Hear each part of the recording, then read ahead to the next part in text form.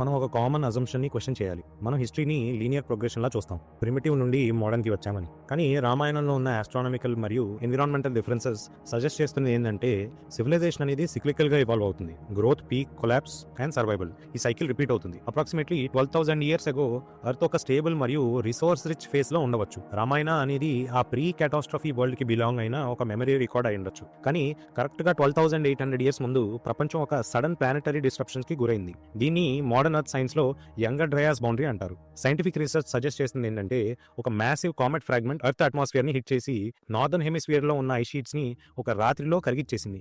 దీనివల్ల మెగాఫానా అంటే మ్యామత్స్ లాంటివి వైపౌట్ అయ్యాయి అని. గ్లోబల్ టెంపరేచర్స్ కూడా పడిపోయాయి. ఈ ఈవెంట్ వల్ల వచ్చిన డిస్ట్రక్షన్ లో అడ్వాన్స్ నాలెడ్జ్ బేస్ అంతా నశించిపోయి ఉండొచ్చు. సర్వైవర్స్ కేవలం బేసిక్ సర్వైవల్ మోడ్ లోకి వెళ్ళిపోయి ఉండొచ్చు. ఇప్పటి వరకు మనం మాట్లాడుకున్న డేట్స్ మహాభారత 7,500 ఇయర్స్ క్రితం కానీ లేదా రామాయణ 14,000 ఇయర్స్ క్రితం కానీ ఇవి కేవలం మోడర్న్ అకాడమియా మనకి